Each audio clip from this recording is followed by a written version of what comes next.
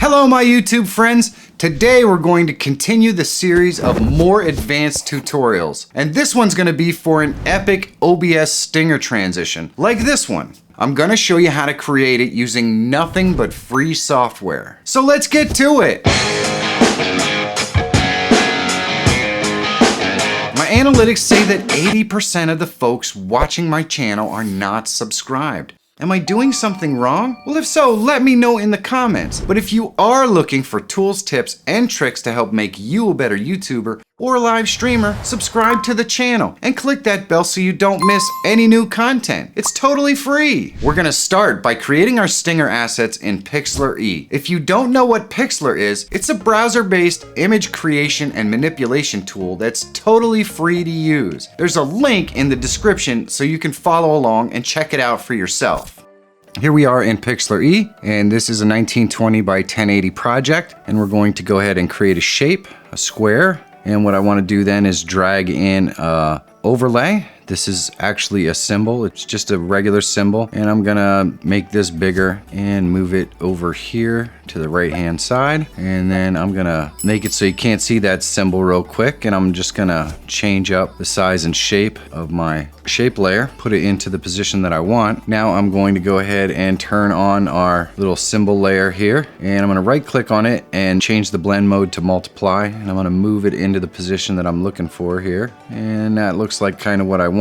So now I'm going to select my shape, and I'm going to click the arrow up in the top left, and I'm going to go ahead and select all the pixels in that shape. Then I'm going to go up and select invert selection, so we're selecting all the pixels that are outside of the shape. And then I want to turn on the brushed thing, and I want to go ahead and select it and clear. So we're going to clear out all of those pixels, so we just have the layer over top of our shape. Then we're going to go ahead and rasterize our shape layer because we want to add a gradient to it. So I'm going to click the gradient tool. I'm going to change up the colors here, and we're going to go from a light to a dark, and I want to go ahead and make it radial so it creates a circular gradient. We're going to go from the center of that symbol out, and there we go. It kind of creates a little circle there. It looks kind of like a light, and if you uncheck our overlay, you can see what that looks like. We're going to just deselect, and that's our first door layer.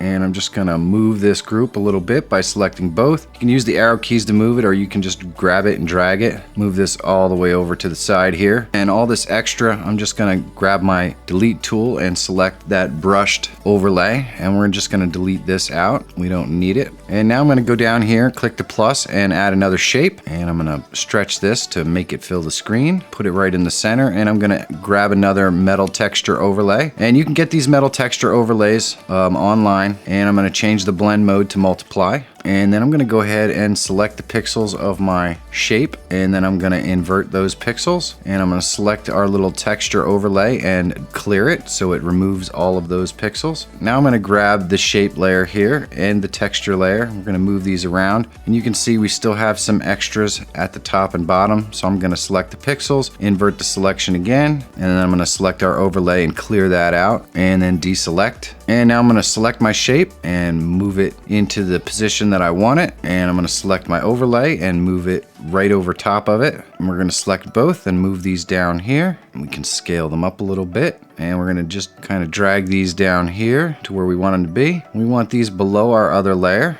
So we're going to drag that layer underneath the original shape that we created with the symbols. And there we go. We're going to uncheck all of these. And we're going to add another shape layer. And we're going to just change the fill color on this. There we go. And rotate it, get it into the position that we're looking for. This one's going to be at the top. And I just want to turn on this other layer so I can make sure that I get it lined up and squared the way I want it.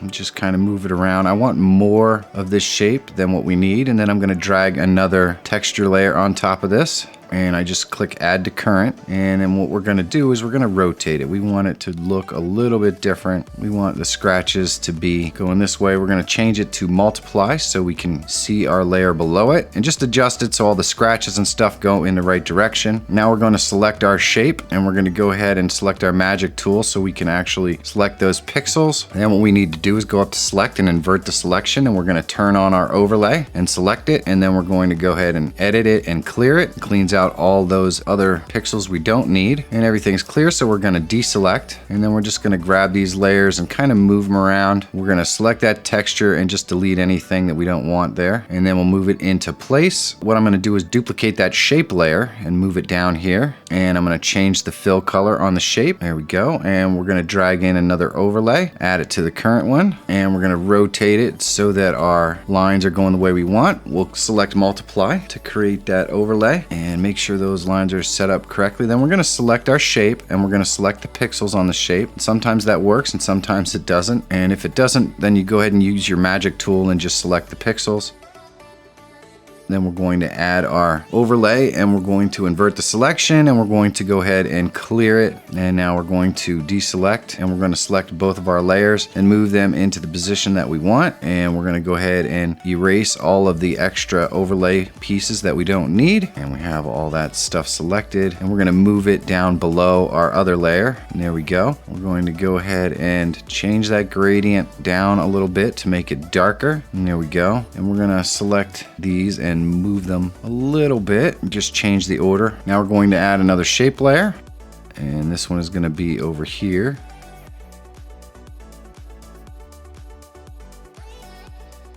And we're going to move this all the way up to the top. We're going to drag in our overlay. We're going to change it to multiply. And now we're going to select those pixels and delete the other ones. Same process for every door.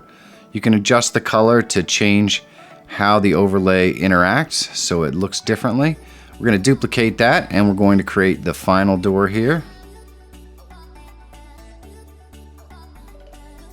And it's very simple. It's the same procedure. We just add our overlay, we delete the extra overlay pixels, and we're going to duplicate this top one more time, and we're going to go ahead and add a texture over this one. And we're going to rotate that texture and we're going to delete those extra pixels so it looks right, and we're just going to kind of move it into the location that we want it so it all looks right. And now I'm going to go and lock every one of these layers so they do not move. You can do that by right clicking and just clicking lock, and we're going to turn off all of the layers except for one. And now what we're going to do is we're going to export each layer separately. So we're going to go up to File and Save. And we're going to call the layers what they are. So this one's the bottom right. We want to make sure it's a PNG. We're going to save it. Now we're going to deselect those and select the next one. And if anything has moved, you want to go ahead and fix it. There's a lot of work to get this to this point, so you want to make sure that everything lines up and looks proper. And there we go. So then we'll lock that layer again, and we're going to just save this out. And we're going to go through the save process with each one, naming them appropriately. Now we have all of our metal doors saved out. It's time to move on to the animation process. Now we're going to animate these in DaVinci Resolve. DaVinci Resolve is a free, full-featured editing tool. There's a link in the description so you can download it and follow along. That's totally the best way to learn. Keep in mind that this is a much more complex edit than what I've shown here in the past. If you're just getting familiar with DaVinci Resolve, you may want to check out overlay tutorials and other Stinger tutorials in the playlist at the end of the video to get more familiar with the basics. The screen capture on this was well over an hour by itself, so I'll go pretty fast and show you how to do everything once, but I don't repeatedly show you how to do the same process over and over again, because the video would just be way too long. So here we are in DaVinci Resolve. I'm going to go ahead and start a new project, name the project, and click Create. And then I'm going to go up to File and Project Settings, and I want this to be 30 frames per second. That's what I stream at, and it needs to be 1920 by 1080. Then we're going to go over into Edit, and I'm going to right click here. I'm going to create a new fusion composition. I'm going to name my fusion composition. 5 seconds should be okay, and we want our frame rate to be 30. I'm going to click Create and drag this down into our timeline, and then I'm going to go into Fusion. And here we have our media out. I'm going to drag it over to the right, and I'm going to start to bring in my metal doors. I'll drag in the first there's 3, and I'm gonna connect these to the media out so I see what they are, and then I'm gonna rename them. So this one is the bottom right. You wanna definitely rename these so that you know what they are, because this gets really confusing if you don't. So I just name all 3 of these appropriately. And there we go. And now all I have to do is drag this one down over top of that to merge it, and boom. Now, obviously, if you want something to be above something else, you're going to drag it on top of the other thing, and that will set it up correctly. Now, I'm gonna leave this other one over here on the side, and we're gonna drag in another layer, and we're gonna just name these up. And we can merge these, and then we can merge these, and there we go. Now we can see everything is in there so far. And we're just gonna drag in some more of this stuff and name it properly.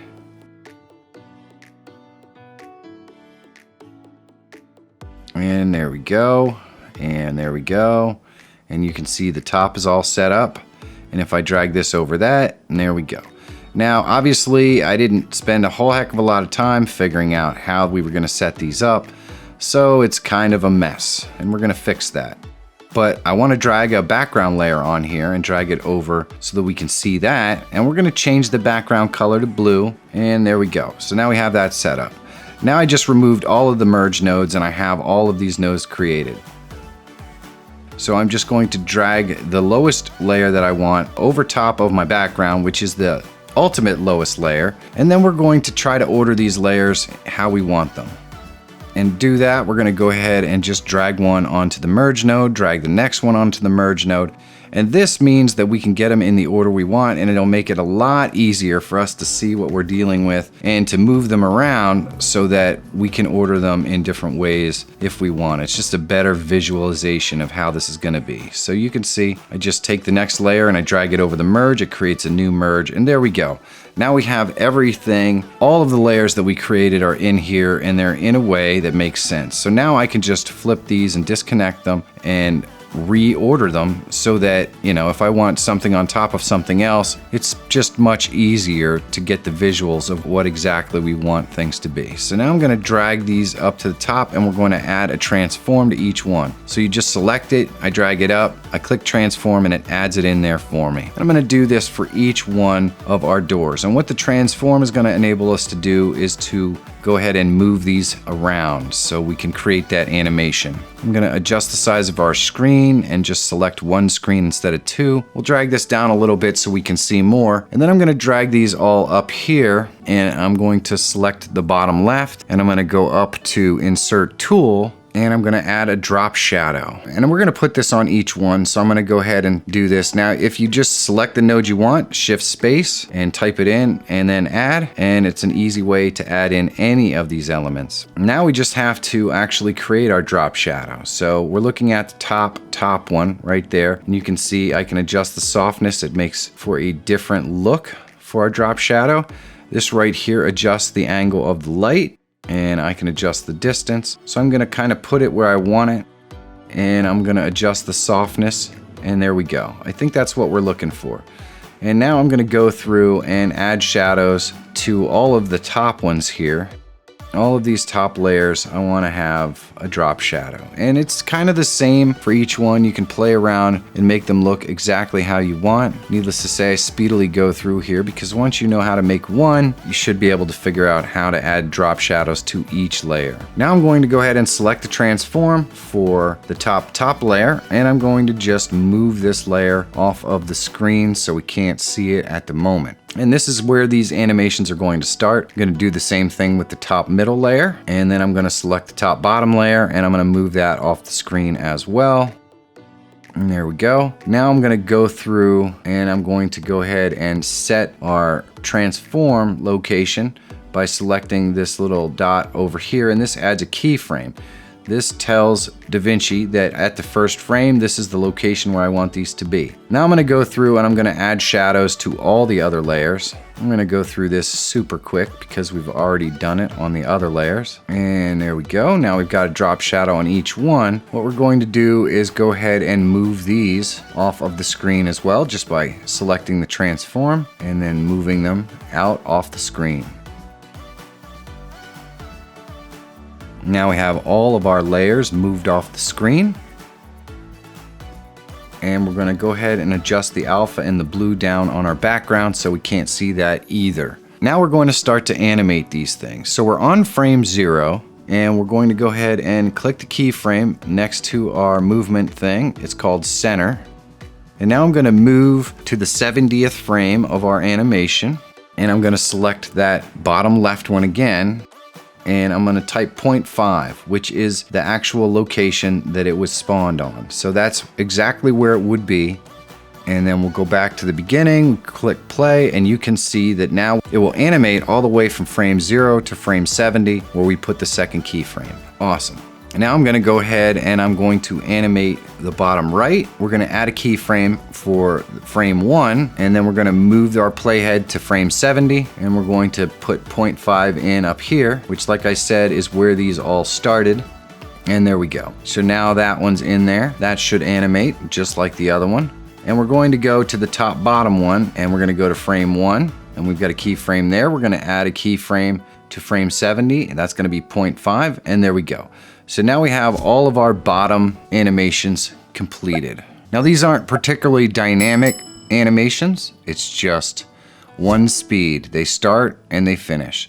So we're gonna go in here and kind of adjust the locations of where all these end up, and make sure that you have the frame selected that you're trying to move it on. So in this case, the end frame is frame 70. And so I'm placing these where I want them on frame 70. I'm not creating any new keyframes. If you were to move it to another frame, it would create another keyframe, and that's not what we're looking to do here. So now I want to go up into spline, and we're going to add a little bit more of a dynamic curve to the way these are. Now you can see those little locks are representations of each of our keyframes. So I'm going to move this and stretch it out. And what that's saying is it's going to be very slow near the end of the animation. And when we have this high curve going straight up, it's going to be very fast at the beginning of the animation. So it's going to zip onto the screen and it's going to slow down at the end. And that's how these curves work. And I'm going to go ahead to the beginning frame and kind of move this more into, so it's just off screen. There we go. And that'll make it come onto the screen much quicker. There we go. We get a nice quick one, and then it slows down at the end. And we're going to go ahead and select a different one.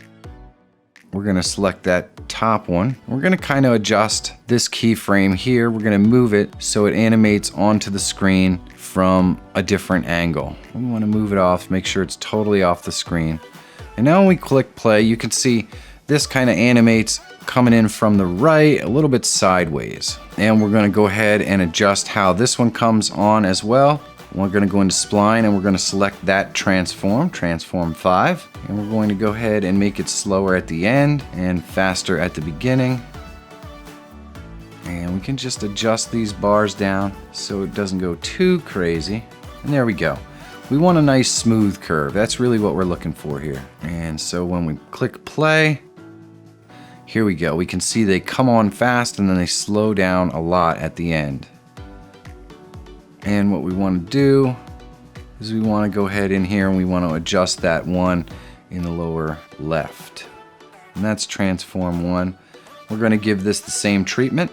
We want it to be slow at the end and fast at the beginning. And there we go.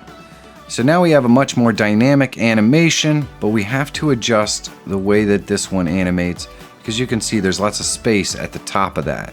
So we want to move this point up so we cover up where that edge is. Don't like that. So we're just going to move it so it will animate properly, and we're not going to have to see that edge line there. And if you get annoyed by the box there, all you have to do is uncheck the transform. It'll remove the box, and we can go over here into edit and just watch it and see if it looks smooth and see how it's going to animate. And you can see that one over there on the bottom right is animating in too far, so we're seeing a black area there. Now sometimes you can end up with this sort of effect because of the way that you have the spline set up. I'm just going to go to that 70th frame and fix that problem. So I just put 0.5 in there again. We're going to adjust the angle here so it animates in a little bit differently. And there we go. Now we have a different animation. So anytime in those lines on the transform, you can click and add another point and just kind of move it around the screen. So you can make it animate in all kinds of really cool and interesting ways. Now I'm going to go here and we're going to go ahead and just adjust how this is animating again. We want it to be a little smoother.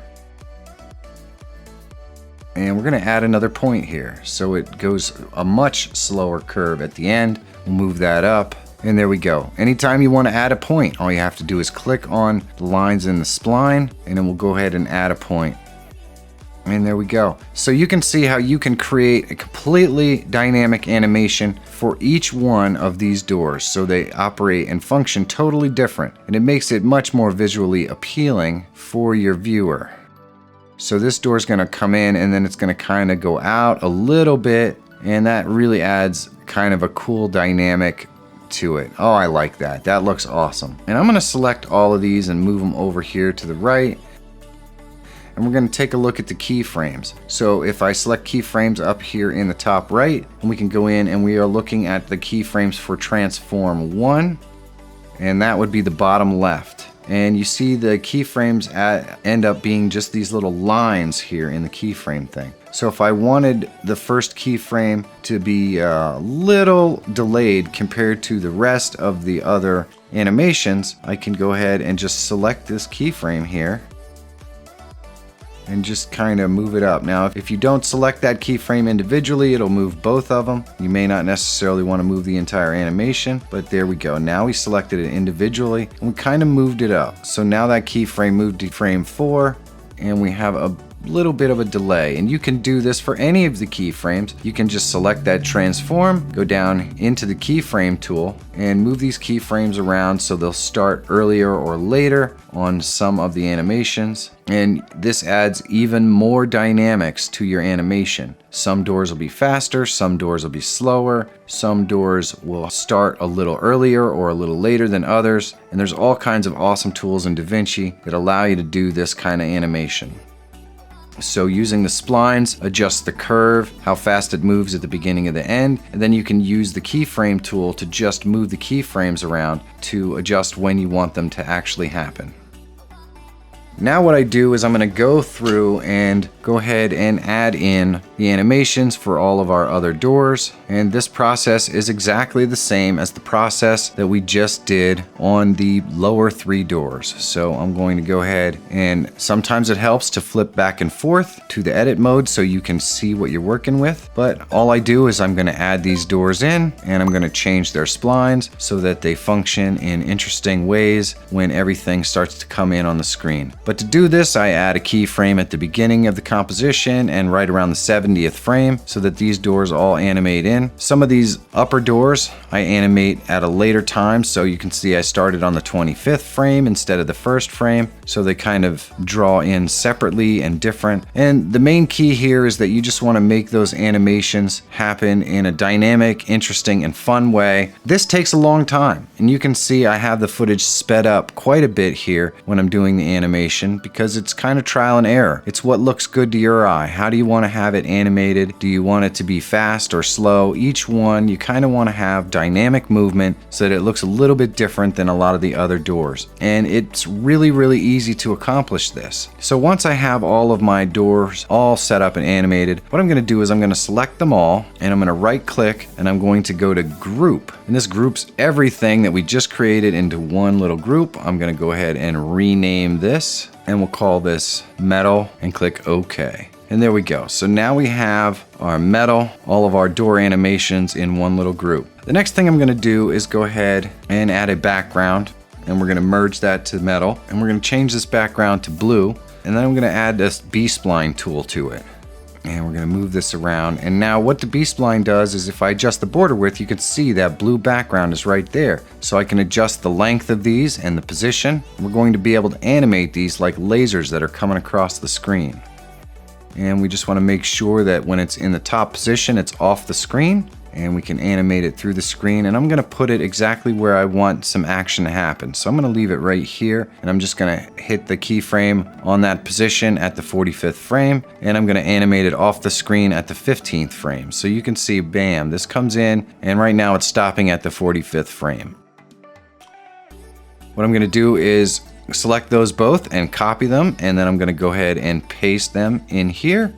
And we're gonna connect those up with another merge node. And we'll move this around down here. And now I'm gonna select that B-spline, and we're just going to adjust this one. We're gonna move this so it comes in at a perpendicular angle to the other one. And I'm going to put the position to where it just touches the other one, and we're gonna add a keyframe there. And I'm gonna zoom in a little bit just to make sure these are meeting up properly. And then we'll zoom out again. And just adjust those points so that it looks right. And that looks pretty good. That's doing what I want. And let's zoom out again. Make sure it goes off the screen like it's supposed to. And there it goes. It appears at the 45th frame. These are gonna touch. Awesome. So now I'm gonna copy this again, and we're gonna paste it. And I'm gonna go ahead and connect it up. So there's another merge node. And I'm gonna take this B-spline here, and I'm gonna adjust the length of it all the way down, and we're gonna add a soft edge and a border width. And we're gonna change the position so it goes right where these meet. And there we go. And we can play around with the soft edge. What we really want is kind of like a burst here, and that's what I'm looking for. We don't need any keyframes, so I'm gonna go back to the first one, and I'm gonna remove it, and I'm gonna go to the second one. And really the second one is all we need. We just want it to be at the 45th frame. Now we're gonna go a few frames before the 45th frame, and we're going to adjust our border width and our soft edge all the way down. And then we're going to go to the 45th frame, and we're going to animate this border width by turning it all the way up so we get that flare effect. And so now when we get there, boom, when those two touch, we get that bright flare. Now I'm gonna go out a few more frames, and we're gonna add a keyframe to turn that border width down. And there we go. We just get a really, really quick flash. I actually want to go to the next frame and adjust it all the way up so the flash lasts just a little bit longer. And I'm gonna change the edges on these so they look a little bit more like lasers, a little more of a soft edge. And now we can see what this looks like when we animate it. We get them touching, and boom, we get that cool flash. All right, I want to add one more element, so I'm going to copy this and paste it again. And we're going to drag and merge that. And then the next thing I want to do here is move this a little bit. I'm going to move it over top of our flash. And I'm going to adjust my border width down. And we're going to add some length to this. I'm going to kind of zoom in here. And I'm going to remove our little flash here quick so I can see this better. And there we go. We want to adjust our soft edge down. That was our problem. We're going to change our length and move our position down so it happens right here where these cross. And now we need to go ahead and just adjust our location a little bit. And we'll change the position. We want it right centered up. And now we're going to reconnect up our little flash. And there we go. Now we can see we get a lens flare and we get a flash. And we just want to make sure we adjust that border width down so it stays the same. And there we go. So now we're getting a really, really cool momentary flash when these cross.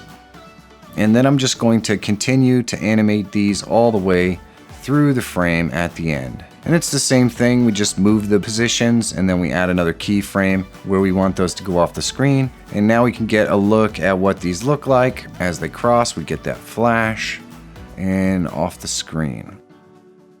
And these are a really, really easy way to add all kinds of cool stuff to your overlay. And needless to say, once you know how to create one, you can create bunches of them. And I'm just going to quickly go through and create some other ones and animate them and do all that kind of stuff. We're going to add many more to our finished product. But like I said, once I show you how to do this stuff once, it's on you to go ahead and figure out how these work and how to do the animation. There's no reason for me to show you how to do it 15 times over and over again because, let's face it, it's the same every time. So I just continue to go in and adjust the border width and the position and the length until I get kind of what I'm looking for.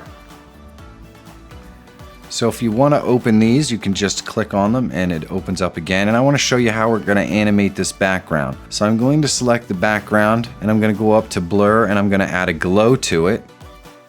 And I just want to go ahead and adjust the color up in the blue, and you can see in that area we get a really nice glow. I like it. But what we want to do is we want to animate this so it comes on right when our transition is supposed to happen. So we see our stuff crossing.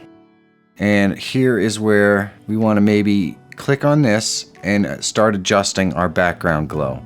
So we're going to go out to when the flash stops and we're going to just adjust the blue color up. And we're going to give it a little bit of alpha tint so it's slightly see-through. And there we go. So now we are animating that little flash of background color in the back. And now we're going to select keyframe at 65. We want to stay on until then. And then we're going to turn it all off at keyframe 75. So now we get that flash. It kind of sparks the background to start to light up in that blue, and then it stays and then fades out. And there we go. That's the kind of effect that we're looking for. You can do all sorts of animations just like that. And then when you want to close out the groups, you just click the X in the top left. You can move it back where it was. And I did the same thing. I added lasers into my group and metal into another group, and it makes it super easy to see all of the things that you have in there. And there you go. I even accidentally left a spline out and then our media out. It's pretty much that simple. And of course I went and added a lot more stuff to it, and you can see here when I'm trying to play it back, we get this weird effect where it's not animating properly. If you ever run into this, there's a pretty easy fix to this. So go back into Fusion and just disconnect one of the nodes, reconnect the node, then you can go back in here and you can see now everything is working properly. So this is something that happens from time to time with DaVinci Resolve.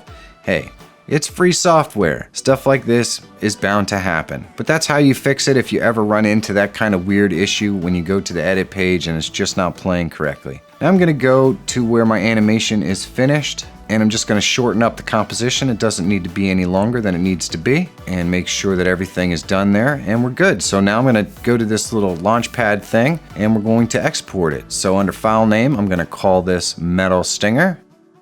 Then I'm gonna browse to the location where I wanna save the file. Now our format is QuickTime.